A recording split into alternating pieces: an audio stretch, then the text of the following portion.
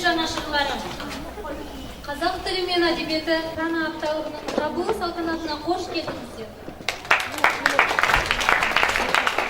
Дауға салса алмастай қиған, сезімге салса қырандай қалқыған, ойға салса қорғасындай балқыған деп елбасымыз толғана сипаттаған мемлекеттік тіліміздің құрметіне Алматы қаласы Назарбаев зияткерлік мектебінде ұйымдастырылған қазақ тілі мен әдебиет апталығы өз мәресіне жетті. Қазақ тілі апталығын ұйымдастырудағы мақсаты мемлекеттік тілдің қолдануы аясын кеңейту, қазақ халқының мәдени, әдеби және рухани қазыналарын кеңінен насихаттау, оқушылардың шығармашылық, ізденушілік қабілеттерін, мәдени дүниетанымын дамыту. Қаңтар айының 25 мен 29 аралығында қазақ тілі мен әдебиет апталығында 2 бағыт бойынша іс-шаралар атқарылды. Біріншісі ғылыми іс-тәжірибелік бағыт. Мұғалімдер үшін бұл бағыт аясында Мұқанова Жанерке Жандарқызы, Тоқбаева Айнұр Елубайқызы, Байдетенова Дана Қалқағызы, Байжұманова Айгүл Жұмағазықызы, Абдирова Гүлмира Раушанбекқызы ашық сабақтар өткізсе, шығармашылық бағытта мынадай жұмыстар жүргізілді. Ән мен әнші бағдарламасы Оспан Асел Оспанқызы, Еламанова Айнұр Нұрниязқызы, оқушыларға арналған полиглот танымдық ойыны, ұйымдастырушылар Құсайынова Алтынбек Шадияровна, Сатылова Айғаным Елубайқызы. Оқушылар арасында полиглот танымдық ойыны және сонымен қатар Таза бұлақ жас ақындар мүшәйрасы. Таза бұлақ жас ақындар поэзия кеші, ұйымдастырушы Қуанышбаев Айгерім Нұрғазықызы. Және зияткерлік Брейрин квест ойыны, ұйымдастырушы Абдулрахманұлы Абдулкәрім. Сонымен қатар мұрагер драма үйірмесі әпке қойылымы жетекшілері Мұқанова Жолдыз Қозықанқызы. Домбырам жүрегіммен үндеседің, өзіңмен сырласымдай тілдесемін. Бабамнан қалған мұрам сен болмасаң, өнердің не екенін білмес едім дей келе, 100 кітап аясы бағдарламасында драматург жазушы Дулат Исабековтың әпке пьесасына кезек береміз.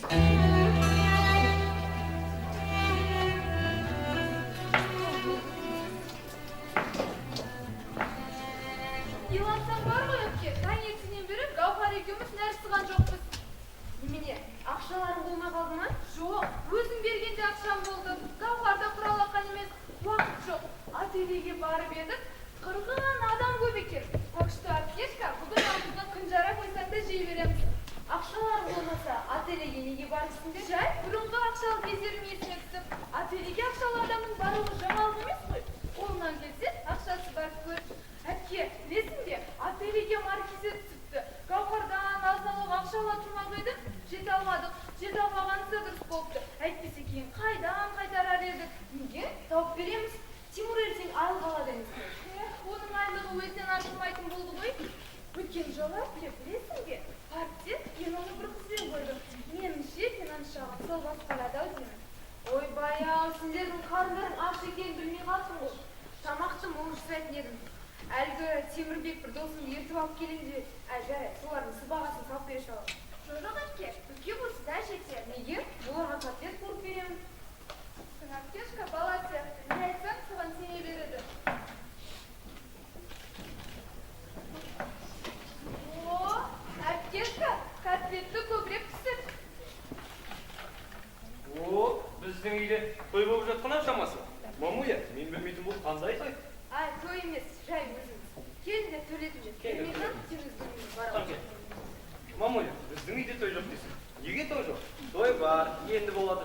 Бүгін 2 жылдан бері зауытта жұмыс істеп келе жатқан ең жақсы досым Сұлтанның туған күні.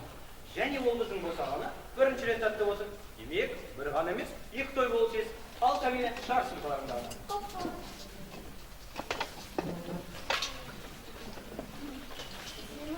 Мынау күні бұрын неге айтпадым? Алдын ала дайындалатын едім. Ең болмаса, телефонмен бір ауыз айта салсам болады. Нешінші мамуля? Қуаныш атауының ойда жоқта болғаны жақсы. Күні бұрын білген қуаныш емес. Эффектісі аз болады. Ал Сұлтан, мына менің әпкем, өзім мамуляда батып кеткем. Мына қыз қарындасым, қартызарын қыдырышыз. Екеуі енсізді бірге оқиды. Ал мына қыз Камила мен Светлана. Қазақша аты Сулхан. Аты не очень удачно. Сондықтан Светланада батып кеткем. Все, мы уже знакомы. Моя миссия кончена. Теперь прошу за стол. Келіңіз, тұрыңыз. Ал Іншек, туған күні құтты болсын. Тимурдың ең жақын досы болсаң, менің де туған інімсің. Сендер өздерің отыратыңдар. Мен барып қатеп тамақ пісіріп берейін. Наз, сен де осыдан оламыз. Мамуляға көмек бермейсің. Не деген байлық? Ал біз Гаухар екеуміз таңертеңнен бері нәрсіған жоқпыз.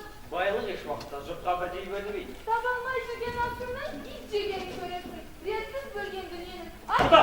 Тіліңді кесіп езгі атар ұстай. Міне менің тілім. Кішкентайы, өзі деликатес. Бәріне жете қояр екен. Жарайды, өзің закуска болғанша астыге барып бірдеңе әзірлейін. Жол тұрсын. Құп болады, тақсыр. Сендер оның сөзіне көңіл бөлмей. Ол былай сәл аздап мені армайды. Дегенмен біздің атпай қалғанына тілінің уы бар қыз екен. Қазіргі заманда жұрттың бәріне бірдей лай беру шарт емес. 21 ғасыр ғылыми-техникалық прогрестің ғасыры ғана емес, субъективті пікірдің ғасыры. Үрейден аушын әрекет жасау. Жәдедеріңді тоқтаттырынан. Қолдыр сайлады. Қазіргі заманда жұрттың бәріне лай беру мүмкін емес. Доғайын. Мен басы артықсыз айтып қойдым ба? Кешірім өтінемін. Ал жігіттер қыздар, ренжіскенді қояйық. Одан да туған күнесін сұлтанды туған күнімен құттықтайық. Ал сұлтан, мен саған ең басты тілейтін бақыт, денсаулық және де әрқашан осылай күліп жүреді. О, рахмет. Міне бәрекелді.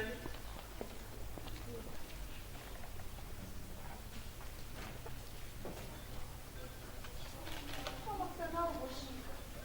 Сіңілім, шайықшы басың ауырып отырған жоқ па? Жоқ, я хочу. Ағамыз ақырында мысық алып қонатын болыпты ғой. Әй, мейлің, ауырмасаң бопты. С с тобой так хорошо. Әпке, сіз қан қысымы көтерілген адамды, немесе температурасы көтерілген адамды ғана ауру деп санайсыз ба? Махаббат ауру, одан да адам қан қысымы көтеріліп Доға! Жоқ, доғармаймын. Әпкемнен, мынайың шаңырағынан қандастарды ұялмайсың ба? Бұл күнә ғой. Нәзила, қой. Теміржан достарын көңілдеріне темірме. Әпке, олар ма? Олар бізді неге сыйламайды? Сіңілім, сен қонақжай емес екенсің. Солай ма? Онда кешірім өтінем. Сіздерге бәрі жағдайды жасап, жарық сөндіріп, сонан соң көршілердің үйінен қонып келсек, сүтке шай қосып берсем, сосын сода қонақжайымыз боламыз ба? Тимур, сен сау бол, мен кетпін. Сен құттанған алмайды. Сұлтан, жүр, біз Сұлтан, кетті. Светлана, тоқтаңдар.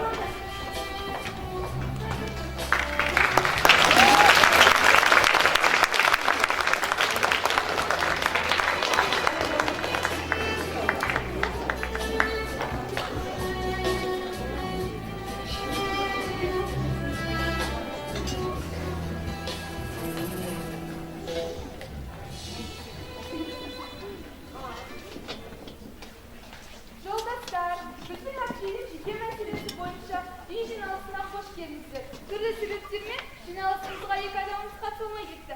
Оның бірі Тимур, қызбен кездесуге кетті. Ал екіншісі Нұрбек. Ол түнгі өмірден кейін ұйықтайтын деген жариялап ұйықтауға кетті. Жиналыс ашықтығыңдар қол көтеріңіздер. Ой, баян, сіздердің бұларың емес, сәл кешіріп қалған едім. Жолда Оспанова отырыңыз. Мыналардың Оспановасы несі? Әпке немесе әлгі мамуля демеуші сіз бұл жайлы өзіңізге сөз бергенде айтасыз. Біздің семьямыздың белді мүшесі, әрі басшысы Оспанова Қамажайдың өзге семья мүшелерімен жұмысқа орналаспай жұмысқа орналасқаны жайлы кімнің қандай ойы бар? Мен Қамажай әпкені ертеңгі жұмыс күнінен құттықтаймын, бірақ бізге айтпағаннан ұмытып берейін.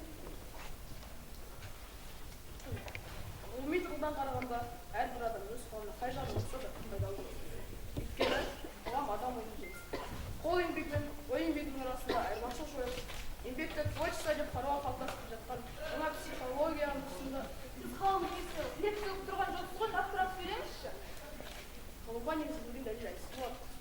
Я әйтеуір сіз айтып болшы енді. Ол кісінің жұмысқа орналасуы заңды, бірақ сіз үшін күтпеген жайт. Демек, сіздің семьяда шығын көпке тұрса дейсіз. Бұл мәселені өз қалыпқа келуге болады. Болдың ба әйтеуір? Онда отыр. Ей, мына гәп қайда?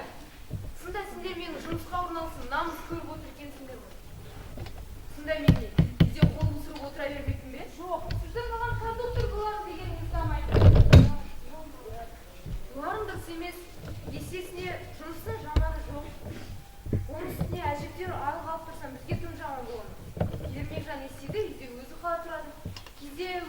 бірге алып кетемін. Биыл мектепке барады. Ұзатқан қыз деген бар екен ғой, соған беремін.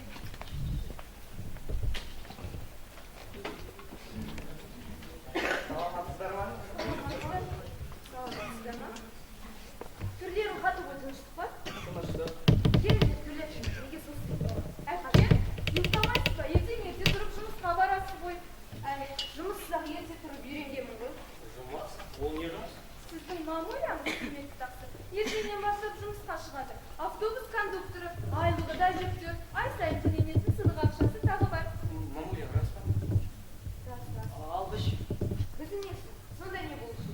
біз дегенім Сендерге не болған өзі? Бірдеңе білдіргеннен салсыңдар ма? Мамуля, мен үйленемін. Үйленемі? Я, үйленеді ол. Соған жетіп тындың деп прощай, оружие. Кімге? Кімі бар? Котенок мой хороший, котенок мой курящий. Дәл қазір беретін жоқ қой. Қойсаңшы ғой. Мен не дейін, бақытты болыңдар, бірақ та... Нан Гафар, сендер немен? Мен үйленгеніме қуанбайсыңдар ма? Бәрі құшақта, бетіне сүйретіп алып шығып кетсем, қайғы хабар естігендей тұнжырағыңдар да қалдыңдар ғой. Әлде немен? Мен сендерге бөтенмін бе? Жоқ, Теміржан, қой қарғым, сен бізге бөтен емессің. Сені бөтендеп тұрған біз жоқ. Уайымдама, тойды да дірдетіп жасап береміз, ақша да табылады. Бұл сұрақты ақшам бар. Гострах? Вот страх хочешь. Сәлі оң қарашы өзің.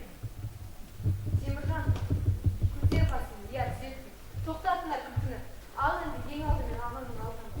Біріншіден соның Ол, құсақ бересің. демекші он басқа үшін жан сұраққа жеткізді. Семья басшысының бойында ұстамды. Үлкен Ерлан сияқты көптеген компонентке жинақталды. Оған болса, семья басшысы нәрсеге болады болды. Егер осы қасиеттер... Бұл сенің рұқсат бермей деген сөзің емес пе? Егер осы қасиеттер адам бойында қалыптасқан Қалыптасқан. Ол қалыптасқан. 3 айдан асты. Олай болса, мен өз тарапынан менің үйіне рұқсатымды беремін. Ура, жолдастар, той болады!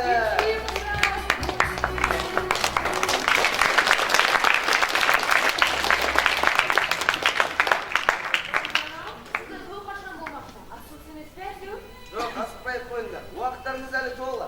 3 күннен соң... Ойбай-ау, асық толы да қандайсыңдар? Оны сатып алу керек, тойға дайындалу керек. Ертең жұмысқа шығып едім. Бір күнге сұранатсыз да, әпке? Ойбай-ай, шықпай жатып басымдық болды-ау. Ең болмаса телефонмен бір ауыз айта салайын десем, ешқайсы нөмірін әлі білмеймін.